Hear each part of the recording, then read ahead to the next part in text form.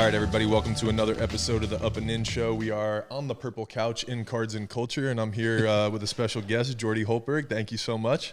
It's a pleasure. Yes. Did you pick the purple because the LSU thought process? Yeah, I had like a little bit of the gold right there to match with the couch. You know, I got a little bit. I just need to know where you found it. These are not easy to find. I Googled purple couch. Did you? Amazon came through in the clutch. You know, Jeff Bezos has got it all figured out, right? So he knows how to to everything. What's he going to buy after Musk spent $44 billion? He's got to buy whatever. He's going to buy this show. Yeah, that would be nice. That'd be nice. I don't know if it's that our budget's. Well, you never know. Don't sell yourself short now. Come on. That's funny. That's funny. It'll probably be some like TikTok or some other medium, like communication. Something they haven't invented yet. So. Yes, exactly. Yeah. Well, thank you for the time. I know you're a busy man. You have your own show, and you're a media personality as well. So I don't want to say as well, but I think. Well, you're up. You're there. You're in the right process. Doing some media stuff. You started LSU career, and now, and you're very good at it. Well, so keep it up. I'm trying. That's honestly, it's just about reps, right, and learning and continuing to do it and ironing and out getting the kinks. great guests. That's the key. That's it. So you just See, there we go. you've just gone, you're going downhill. So let's straighten this thing up a little bit. You're going to give me it. You're going to give me that propeller. Here we go. Okay. That's awesome. But no, I mean, that's what your journey's been, right? Like when LSU played ball there, basketball, correct? Right. Under Dale Brown. All right. That's awesome. And then you got to coach with him. Got to coach. And now you're in this phase of your life. It's it's chart these things out. I was going to go to law school. Really? And woke up one morning literally in sweats and said, I don't want to do this. So I went to Coach Brown. I said, what do you think? He says, why don't you come coach? You are a captain for a couple of years, 2 years in a row, and you get along without everybody respects you. So thank you, Coach. So I did it. And then in the third year of that venture, LSU started what they called Tiger Vision. Yeah. Which was a pay-per-view television network. Nice. And they started in basketball season. And so I went up to Coach Brown and I said, look, I've been on the bench all these. When in a game, how many coaches do you really need? All right, you're the one that's up. I mean, there's a chart, and come on. Yeah. So I said, why don't you let me go over there? Nobody knows the team better than I do. Yeah. And nobody's going to protect you more than I do. And he said, go do it. And so I did. Tim Brando and I did the first Tiger Vision games. I'd never been on television before, but I thought, I think I can handle this. And I loved it. And the rest is kind of history. That's pretty bad. So it's like opportunity knocks, and you either take a step into it or you regret it forever. I love it. Yeah. So. Were you always more of like a vocal leader? Were you on the team and all that stuff? Yeah. Like this was kind of like your personality? That was my person. I was always the, rally the guys kind of a guy. Very athletic family. Yeah. My sisters were tremendous swimmers. Okay. Tremendous. National best times in the country when they were 11 and 12. So I thought I was going to be a swimmer. Yeah. And I couldn't beat them. I said, the heck with this. Yeah. The heck with this. My dad was an All-American basketball player at Loyola University in New Orleans. Okay. And just this year, Loyola won their second national championship in school history. Nice. My dad won the first. Oh, my God. Back in the 40s. Damn. And to this day, those are the only two national championship teams in the city of New Orleans in any sport. What? That's a wild fact. Yes. Right there. So of all the teams that have been, that's the only one. So anyway, that's pretty bad. I played football. I was a quarterback. I was a pitcher on the baseball, lefty. Nice. Lefty. Yeah. And you were born and raised and raised in New Orleans. In New Orleans. Okay. I'll tell you about that. So I went to a school called Sam Barth. Okay. Right off of Veterans Highway Transcontinental. Now, this is 1st through 8th grade. They didn't have kindergarten back when I was a kid. There's no such thing. You in 1st grade. 1st grade. 6 years old, 7 years old? 6 years old. Yeah. Now, this is 1st through 8th grade. All right, so he's got this school. On this school, you walk into the building, and there's a basketball court with classrooms around it. Oh, my God. 1st through 8th grade. Oh, wait.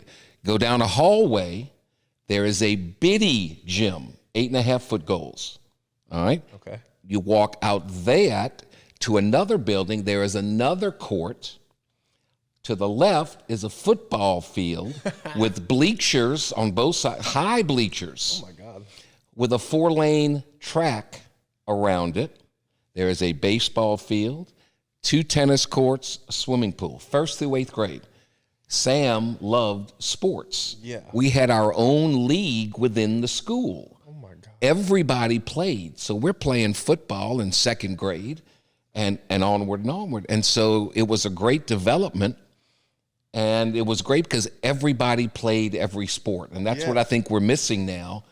Kids are 10 years old and they're specializing in baseball. That's all they do. Exactly. That sounds like a slice of heaven right there. It was the greatest. Of course, at that age, you don't know anything different. Exactly. But I look back now, go, man. That's different than what we're doing now. It's really different, really different. So anyway, Catholic League in New Orleans was a huge, huge entity. You had Jesuit and Brother Martin and St. Aug and all those schools, and they would recruit you. So I'm playing in the 7th grade, and I got coaches looking all over the place. And so that's pretty wild. It was wild. I grew a little bit. I could shoot. I could handle it and all that. So pretty highly recruited. I ended up going to De La Salle. I started as a freshman. Yeah. And Dale Brown in the summer came to our gym looking at another player. Yeah. And I remember my coach brought Coach Brown up to me and said, Jordy, this is Coach Brown. He'd really like to meet you. And he told me some nice things. And every week for the next 4 years, I got a handwritten letter from him. Oh my God. So, I could shoot. Yep. I made straight A's in school, and both my parents worked, and they had good jobs. Yes. So I was coveted. Yeah. So I had a lot of scholarship offers. Yeah. But my mom and dad were always there, and I said I want to get away from home, but not too far, so they can at least come watch me play. Yeah. And that's why I chose LSU. Dang, Dale Brown, handwritten letters. I've got him. I was just gonna say. I've got him. Yeah, he's wow. He was something, and never redundant. Never like you can tell when it's a personalized letter. You can tell when it's something that someone else has done, and he stamps it and all that. But no, it was he was terrific. He was terrific, and it's hard to tell him no. Well, I believe you because the first time that I ever got to meet him, I shook his hand over at oh my God, Gino's. Yeah. You know, Gino introduced me to him. He was sitting a couple tables away, and that was it. And I just told him who I was. He asked me, but you could tell he was like, "Who are you?" You know, like, here's my card. And he gave me his card. He was like, "Send me an email." So I was like, "All right." So I sent him an email. This man emails me all the time, just writing me like, "Anthony, I just want to let you know, like, blah, blah, blah." You know, it's unbelievable, but everything feels personalized. It's cool. I mean, every year I get a birthday note. I believe it. All these years. Yep. So yeah, he was. He's a good guy. I'm so glad they named the court for him, and that was terrific. Did you get the Arancini and the Lawrence bread at Gino's? Oh my God, dude, we got to go break bread, right? Yeah, we got to go break. I'll tell you what to get there. All right, yeah, teach me. Trust me. And you want to hear something crazy? Until I opened this spot, I never had been over to Gino's. He had come here one of the first weekends, Gino, and was like, "Hey, you know," like, and he just introduced himself, and he was like, "I love what you're doing, and you should come eat at the restaurant." And I was like, "I would love to. I've always heard good things and stuff. I never went over there, and now I go over there all the time." So Thursday nights got the live music. Yep. I'm gonna hook you up. I'll take care of you. That's what I was gonna say. We gotta go. We live in the same apartment. Absolutely. I'll take care of you. That's awesome. I love it. What brought you to LSU? Baseball, honestly. And you want to hear a crazy story about mine? I don't know if I've even ever shared this on my podcast with my listeners here, but I actually didn't even have LSU scheduled as an official visit. So back then, right, you had to wait till July 1st, and like they called you. There was no texting, you know, any of that kind of stuff. Yep. So we had to wait till July 1st, and I got LSU to call me on July 1st, but then they didn't call me for a month or 2 months. I figured they signed all their people. What the heck is going on? I figured they'd sign their people, so I narrowed down my list. LSU coach calls me, and not Maneri, it was the recruiting coordinator, and he was asking me, and I was like, "Look, coach, I kind of narrowed it down. You know, LSU's not in the top. I don't want to do this process again." He got mad at me, made me get on a flight and flew down for 2 days. I committed on the spot. I didn't even go to my next 2 What do you visits. mean he got mad at you? He was like, how did he convince you? This is what he said. Are you kidding me? You're not even going to come visit the school with the most national championships? Anthony, you told me you wanted to pitch in front of 5,000 people, you know? We get 7,500 every Friday night. Are you going to be that Friday night guy? You're not even going to come visit LSU? Come on, man. He was like, really? He poked the bear a little bit. So I was like, I called my dad. I was like, Dad, Terry Rooney from LSU wants us to come down Thursday and Friday so we can get back for the christening Sunday. And he was like, well, let's do it. So I did it for down Thursday, Friday, committed Saturday morning, didn't even go to Vanderbilt the next weekend. And Vanderbilt, you know, was like my dream school. I wanted to go there and everything. So, but it was just, when I got here, I didn't want to be anywhere else. And, you know, we were talking on the way in here, and I think those kinds of things are why I'm here, why I'm doing business, why I'm doing this kind of stuff here. And Baton Rouge is a special place. It is. Baton Rouge will take care of theirs, and you're theirs. And so that's pretty good. Yeah, pretty cool. And the thing that I love is I came from New Jersey, right? So I grew up in New Jersey. I didn't have a lot of Southern hospitality growing up. It wasn't a lot like that. And everybody here took me under their wings, you know, and I think I took it for granted while I was here for 3 years. And then I get to pro ball in the minor leagues. And even when I got to the major leagues, there's like, man, when I was in Chicago with the White Sox, I'm like, the LSU fans were better than these, you know, Chicago fans and stuff like that, you know? So wait a minute. Knicks or Nets? I was Nets growing up. Yeah, my brother took me to Continental Airlines arenas all the time. Yankees or the Mets? Yankees and the Nets. Yeah. Okay. How do you know about that? Because I feel like well, you know, Jersey. Look, I did the Hornets games. Okay. For a dozen years and traveled all over the place. Right, sense, so the Garden's kind of, I don't get it. I know the Mecca. I don't get it. See, that's what I'm saying is I was not a Knicks fan growing up, so I don't get it at all. Like even being from that area, it was just like when I'm in the city, I don't feel that. Get it. And that's where I grew up, and it was kind of like the Meadowlands. It was just like this Jersey like pride that I took with the Nets, you know. And it was Jason Kidd, Vince Carter, Kerry Kittles. Byron Scott was the head coach. Scott, yep. Byron Scott later coached the Hornets. Yep. Here's a funny story on that one. So, you know, LSU baseball with Skip and moving forward's always been upper echelon. Yeah. When I came to LSU basketball, you know, football's the king. Basketball always had great players, but they didn't have great teams. So we didn't have great players. We had very good players, and we became very, very good teams. You know, we're ranked second in the country. We're doing all this kind of stuff. So my junior year, we're in the NCAA tournament. We're at Market Square Arena in Indianapolis, and we're playing Michigan State. Nice. And they had a guy named Magic Johnson playing. Yeah, he's all right. Okay, so he was okay. He was good. So anyway, we're playing them, and they beat us. That was the year. 2 games later, he played Larry Bird for the national championship, and the rest is history. So anyway, I had a good game. I think I had 30. So we go to shake hands after the game, and Magic won't let go of my hand. And I said, dude, congratulations. Good luck to you. He goes, hey, man, let me just tell you something. You're the best shooting white boy I've ever seen. And I said, well, thank you. I said, you want to take me with you to the league? I mean, give me a slice of your contract? Yeah. He goes, no, ain't nobody taking my money. So let's go fast forward. I don't know how many years later, but Byron Scott is coaching the Hornets. We're out in L.A. to play the Lakers. Yeah. And we're staying at the Ritz at Marina Del Rey. That's one thing about the leagues. Yeah. You stay in really good places. Nice. Okay, it's hard to beat.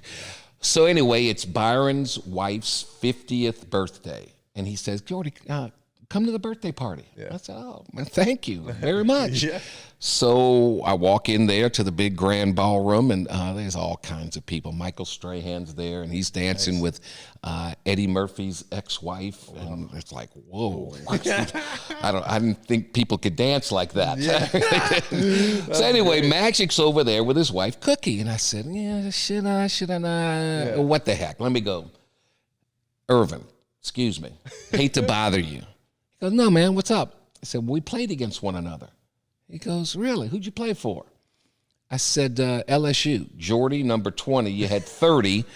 You were the best. Now you're the second best white boy shooter I've ever seen because Larry Bird's better than you. I said, if I got to finish second, I'll finish second to Bird. Yeah, that's not. So that's my claim to fame. That's incredible. My claim to fame. That's an incredible story. That's awesome. You dropped 30 against Magic too. Yeah, they beat us though. What was he like guarding, man? What was that? I'd never seen anything like that. We tried it. He's 6'9", and his derriere was about that wide. Yeah. And he just backed you up, and you couldn't do anything about it. Yeah. He didn't score much, but he just controlled. Yes, he controlled the game, and he kept throwing lobs to Greg Kelser, and they had 2 corner shooters. They were just good, and they played that zone, and they were long. Yep.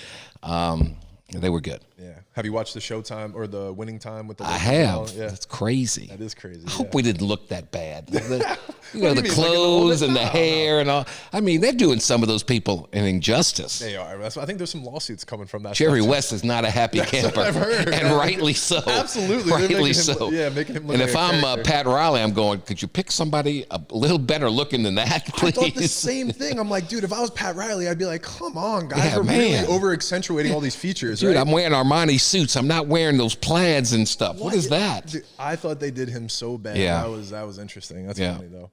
No, you guys. I think that was the times. That was the styles. I mean, I guarantee you, we're all gonna look back our generation and do the same thing, right? Like, I feel like especially kids nowadays with the mullets and stuff and the way that they're dressing, I'm like, these kids are definitely. Well, they say what goes around always comes back around, so don't throw things away. That's exactly. I know. It's like you usually gotta wait 20 or 30 years. Yeah, I'm burning that stuff. I got rid of that. But the mullets were around back, right? I mean, that was we all had long hair. Yeah. Believe it or not, they called me the blonde bomber. I used to have hair like crazy, Let's go. Well, then stuff happens. That's me. I'm starting to lose mine too. That happens. It is what it it's is. Part of life. Just right? let it go. Yeah, it's wisdom. That means you just got wisdom. Thank you. Yes, that's it. Boy, I must have a ton. Oh, that's great. Well, speaking of, I wanted to talk what it was like. You know, you shared a little bit playing under Dale Brown, and you spent 4 seasons, 4 years, I'm assuming, and then 3 years coaching, right? Yep. So what were some of the things that, I like to talk about things that you learned and maybe things you pulled away, and then as his career continued to go on, maybe that you saw, play out true throughout his career. Well, anytime you play in a team sport, we had guys from Australia, from New York, from California, from Texas, from Florida, all with different ways that they did things, different backgrounds, upbringings, and I learned that you got to get to know people. You got to let them get to know you. You got to open your mind, and you can't be stereotyped. You got to welcome in, and I always took that as an advantage to me to get to know people and understand, because I could learn things. Yeah. And so I think that's the reason why I was a captain for a couple of years. And I think, you got to get on the same page. You got to understand what some people like, what some people don't like, what people can do, what they can't do, and go from there. And I think that's something that you can take into any walk of life and any profession, is getting to know the people around you and trying to bring out the best in them and let them do what they do well and not try to force them to do things that they are incapable of doing. Yeah. And then we all win. I love that. We all win. Yeah. So, we had, the 1,000-point club is a pretty big deal for LSU basketball. We didn't have a 3-point line. We didn't have a shot clock. But, I'm in that club, but so are 4 of the 5 starters I played with. Dang. So we were all in there, and we all learned how to kind of sacrifice a little bit. Here was my wake-up call to college sports, college basketball. Love it. First game, we played Tulane here in our building. Yeah. And I'm starting as a freshman. We start 3 freshmen. Nice. Starting as Cool. and so that's pretty big for me. I mean, I ain't losing Tulane. That's my. You just came from there. That's your hood. Yeah, come on. So the day before the game, I asked Coach Brown. I said, Coach, I need tickets for the game. I got people coming up. He goes, well, how many do you need? I said, I need 50. 50. Back then, he was like, okay, here you go. Because nobody cares. Yeah. I couldn't get 2. I guess you should get 2 from my parents. After that, you couldn't get any. Yeah. So anyway, we play Tulane, and I have a good game. First game, I got all my family, all my high school teammates. So another 30-point night. And I'm like, I'm going to be in the headlines. Yeah. However, my freshman teammate, Rudy Macklin, got 32 rebounds in that game. Still a record. 32. Now, his jersey's hanging up in the rafters. Damn. He's the second leading scorer in LSU basketball history behind Pete, and he's the all-time leading rebounder. And that was my indoctrination. I'm like, I think I'm pretty good stuff. Yeah, and this dude, who's 6'7", if he had been 6'9", 6'10", he'd have been one of the best. One of the best ever. Yeah. Damn, that's awesome. But then that's the other thing. We had guys that were really, really talented, but they didn't have it here. Yeah, okay. And they lost it. Yeah. I mean, Dwayne Scales was 6'8", could shoot from 30, could windmill dunk it. It was phenomenal. But he didn't have the same drive and the same desire that a Rudy Macklin had. And so Rudy's shorter, but got the job done. So anyway, it's just learning about people, understanding their strengths, their weaknesses, and learning from them, which makes you a better all-around person, I think. Absolutely. And I think, and it's those kinds of things that you learn in sports and that I'm even practicing every day, even in business, right? Like managing people and staff and hiring and running. Well, you know why you're going to be successful? Because athletes are disciplined. Totally. You are etched in stone. I'm going to be here at this time. I'm going to do this. I'm going to have a routine. I've got to do it. We are creatures of habit. Absolutely. And if you can take those habits into this, you got it made. Yeah. And I mean, in my sport, your sport too, right? You learn how to deal with failure and adversity. And like you said, you've played with kids from all over the world, different countries. I played baseball. I'm playing with kids from all over the world, melting pot in minor league baseball, right? You learn how to deal with stuff. What was that like? Well, coming from LSU, it was a shit show, first of all, like in the minor leagues. And, it was, you take a lot of travel. You take a lot of steps back from LSU. Yes. Taking private planes to Gainesville. Don't you think that's why, that's a great reason for kids to come to LSU rather than go straight from high school to the minor leagues. And now with the NIL too, kids got to get $2 million at least, $3 million to be like, all right, I guess I should go play pro ball, But if you're, everybody's situation is different, right? You got to take it, understand that. But if you're good enough to get drafted out of high school, if you're going to college, you could probably get some money in the NIL for the next couple of years to help your family and do things, right? So yeah, I don't know, and I think LSU or college for me, and I see it with a lot of guys, and is so important just from the social aspect. Yeah. I went to a small elementary school, small high school. I needed to come here before I went to pro ball. Like I needed to they'll get chew some of you these. up, and exactly. I don't get it.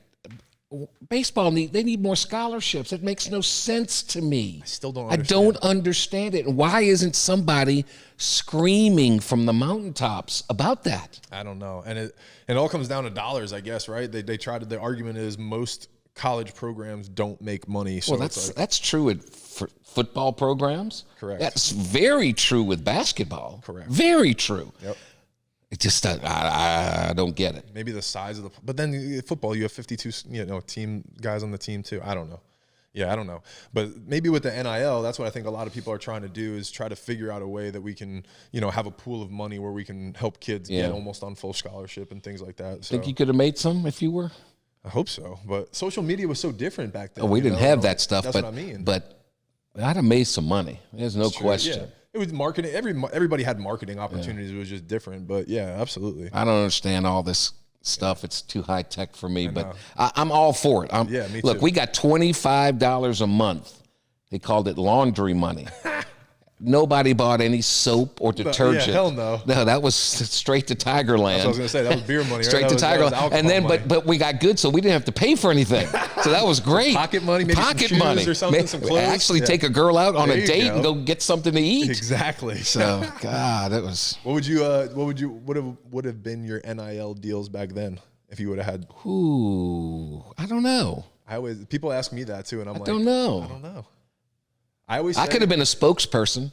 I guarantee I could have done that. Yeah, that's probably what I've done a lot of car commercials in this town for many, many years. I could have sold some cars that way. Who knows? I don't know. And that's like more of the marketing that it was back then, right? And you just have one or two sources of media to tell somebody's at an event, and that gets foot traffic and things like that. I think I would have been same thing, a spokesperson or just like more of an advocate for like local restaurants or things like that. You know, places that I ate at. Well, let me ask you something. You're a baseball player, but you're tall. You had to play all sports, right? Hey, I was good at basketball. I bet you were. Hey, New Jersey basketball is no joke, you know. No, none whatsoever. I scored 1,600 points in high school. Dude, how many scholarly offers did you have? I had a couple small D1s, like Monmouth University, things like that, but it was more D2. So I had like 3 or 4, but my coach was always telling people I wanted to play baseball. So every summer I was always doing the baseball stuff, you know, but I had just offers just from, hey, if you're going to play baseball here too, you can come play basketball, that kind of stuff. And Ben McDonald did it. Yeah. I just bitched out, man. I don't know why. Like looking back on it, I wish I would have done it. I wish I would have pushed a little bit more, but I think I was at the time, everybody was so like, you're going to be such a good baseball prospect. Don't even worry about basketball. Just don't hurt yourself, you know, like all that stuff. And did you have handle or were you back to the basket guy? I was back to the basket, yeah. So I was that'd been tough. Exactly. So I was 15. I was like 15, 20 in. I could hit threes in practice, but I didn't shoot them in the games. And in our division, I was more of a bigger guy, so I was playing like the 4 and 5. Okay. And so, but then we had a kid that was 6'10", so I was more of like the stretch 4 and stuff. So when did you have that growing spurt? When did that happen? So I was always the taller one in my grades, but then I got way taller than everybody my 8th grade and then into my freshman year. So 8th grade I was 6'1", which was like pretty tall for everybody, and then freshman year I showed up 6'5". Over that summer I grew 4 inches, and that's why my basketball and coach, your parents are going, dang, we got to buy him new clothes. All these jeans and shoes don't fit. Shoes, that's what, dude. I'm telling you, my mom would be so mad. My feet would grow so fast. And I would tell her, I'm like, I'm sorry, Mom. Like, I don't know. I can't control it. Like, what do you want me to do? So it was like, that used to drive her nuts. But that was another reason I was back to the basket, because I was growing so much. And they were like, my doctor was like, I think he's going to be 7 foot. Like, we got to start. So my basketball coach, I was 6'7" my sophomore year. And then I didn't grow after that. So by that time, I was already back to the basket my freshman, sophomore year, kind of teaching me post moves, that kind of stuff. I wish I would have just kept the ball in my hand. Then I definitely would have been. What was it? I know this is your day, but I'm just curious. I love talking to other athletes. What was it like on a Friday night at LSU, packed house, big conference game, or a regional type atmosphere? How was that?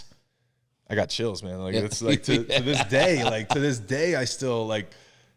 I pitched in the big leagues and stuff, but it doesn't compare. It really doesn't. And when you say regional, I pitched against Baylor in the 2009 regional. That was our year that we won the national championship. Yeah, I remember. We were actually the away team, so it was really interesting.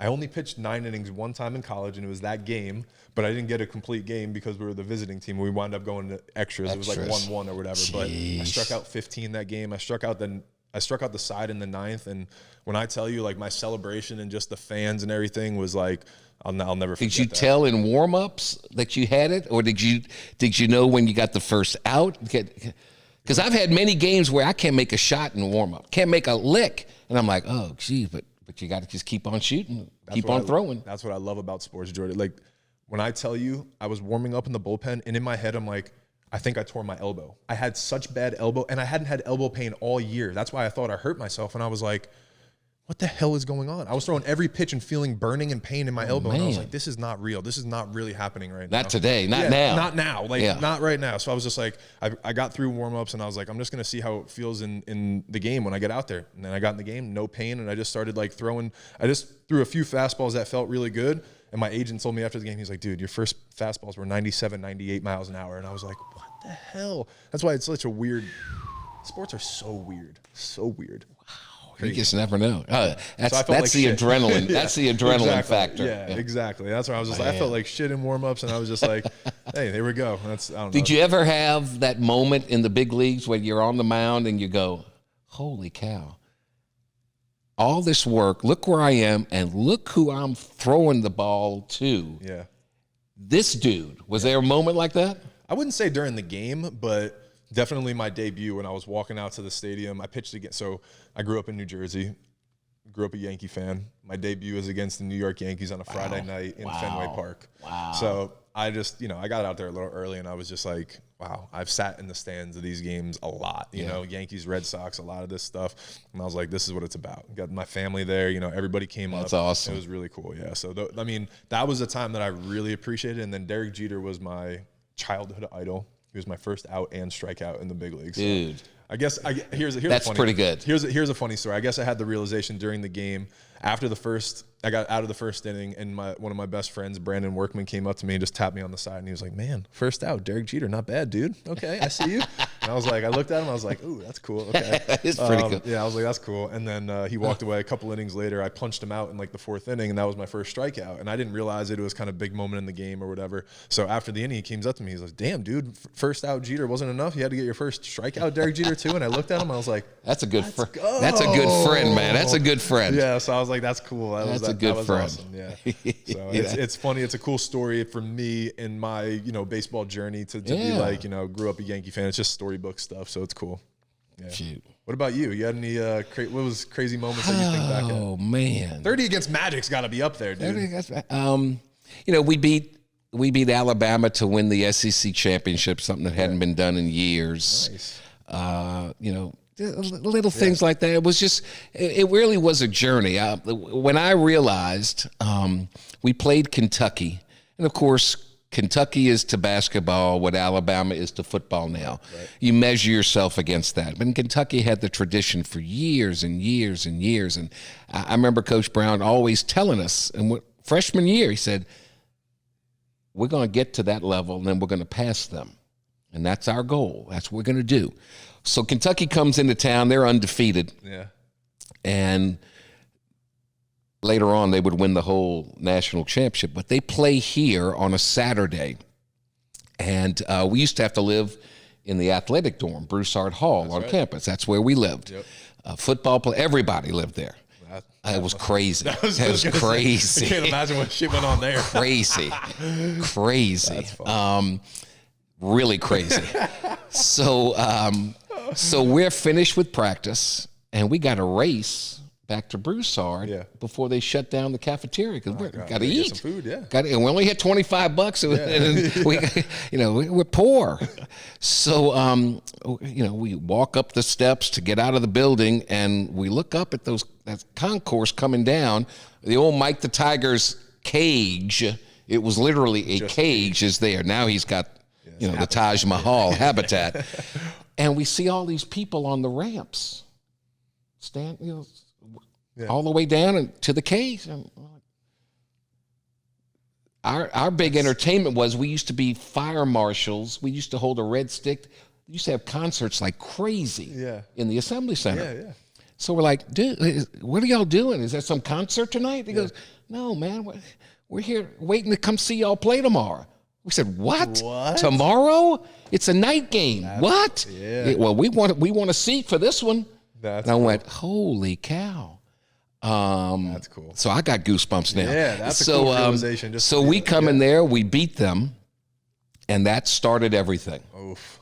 And then from that point on, the end of my sophomore, my junior, my senior year, and then the following year, you couldn't get a seat. I don't care if we're playing Timbuktu in the preseason. You could not get a seat. And what made it special is kind of like baseball. You guys had to be there for 3 years. Yeah. There was no getting around it. There was no leaving early, one and done back when I played. So, we had 3 freshmen that came in together. Then we had another good recruiting class, and people got to know us. Yeah. And we had Dale Brown had a television show inside LSU basketball, which was completely unique and different from every other show that had been out there. He'd have us sitting at a bar in Tigerland, dressed up like cowboys, and they'd play. You got to know when to hold them, and we'd be lip syncing this stuff, and people absolutely loved it. Yeah. It was must-see TV. What? And so people got to understand our personalities, and it was an event. So every game, it was a packed house. And we just kept getting better and better and better. And we didn't knock the door down, but, we'd win 26 games, and we win 28 games, and we still 31 games, still the most wins in program history. We just couldn't. We just ran up against the wrong guy on the wrong team. Right. And we just couldn't get it done. Damn. I love hearing those stories, though, because you hear, you think about the program and how it's built, but this is truly how it was built, right? Yeah, it really was. You hear Skip doing the same thing with baseball, but this is what Dale did with basketball. Football is, there's only 7 of them. 7 games. Right. You know, baseball, there's a ton. Right. Basketball, there's, 15, 20, something like that. So you got to give them something to make them want to come back. Football's an all day. It's more about the social, the tailgating. Right. And the game, well, party for 7 days, so even if they're bad, they'll show up. Right. They'll leave, but they'll show up. Right. But well, I've always said this is a basketball town, a basketball state. You see what the Pelicans are doing. You got to give them something. You got to win. You got to get a product. You got to win. Yeah. And baseball's the same way. And Skip did that, and Paul followed that up. I think our basketball program, we've proved it the last 4 or 5 years. When the product's good, people are out there. People will show up. The inconsistency of the unknown, of all that is going to, hurt us again. But people here want a good product. Or they're dying. Support. This is not New York City. There's not the opera and all this. We got sports. That's basically kind of LSU. Yeah. LSU. So they're clamoring. They just want a good product. They want to have a chance to win and throw their chests out and say, I know that guy and I know this girl and all that. So, that kind of, it really did start. Because before that, they had Bob Pettit and of course Pistol was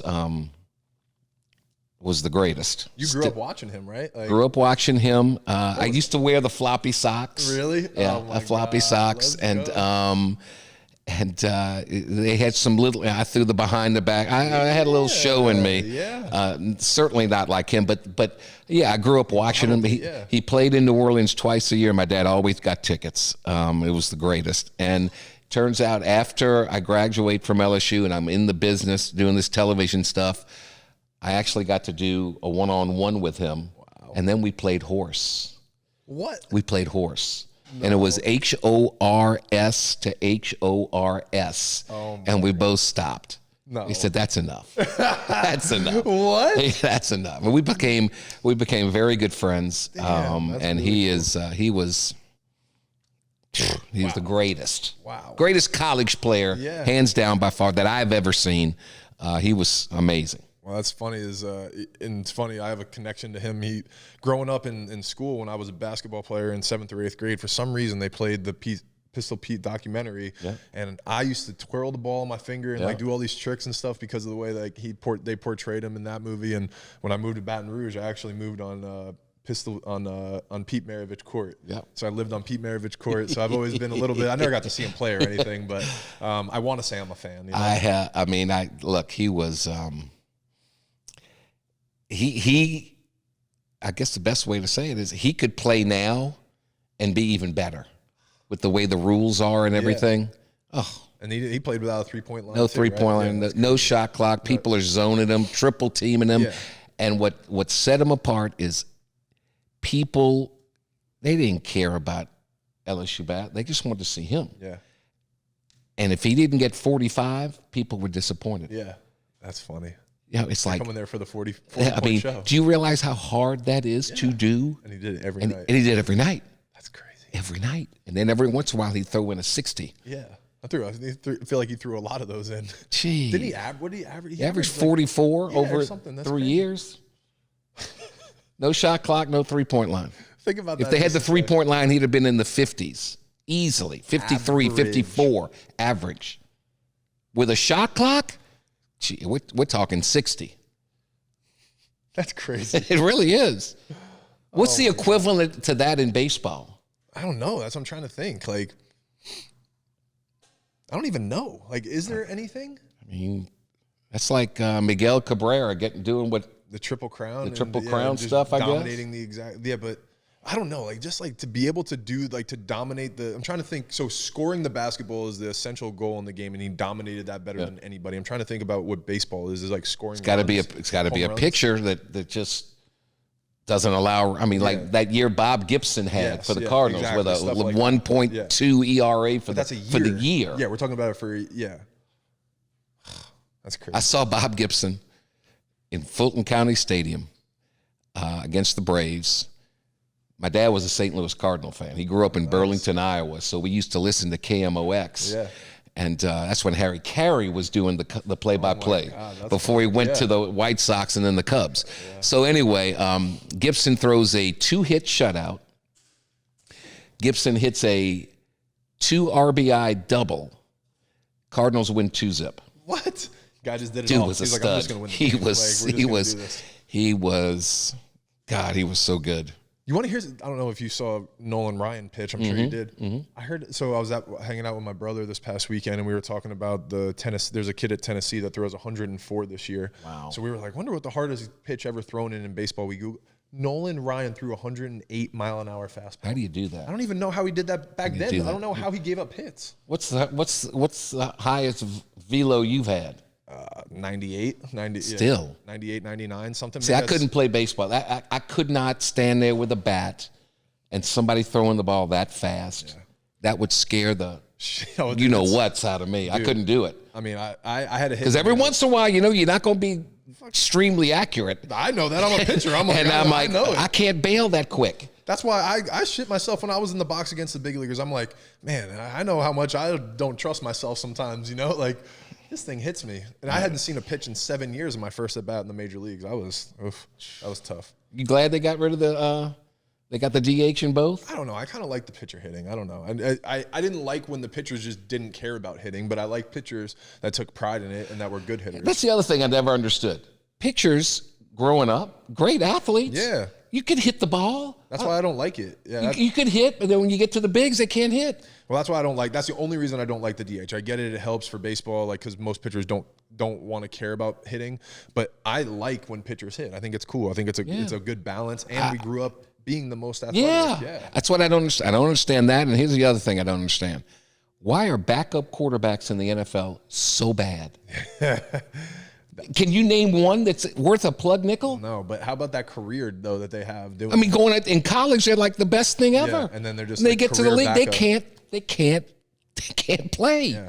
Isn't it funny that that's a classification too, where you're just like, oh, he's gonna be a backup, and he'll do that for 12 years. Like, he's just not good enough, like you said. Like he's just not. I mean, I know a couple. I know a couple personally that are living pretty good lives. 100%. They just held a clipboard. Yeah.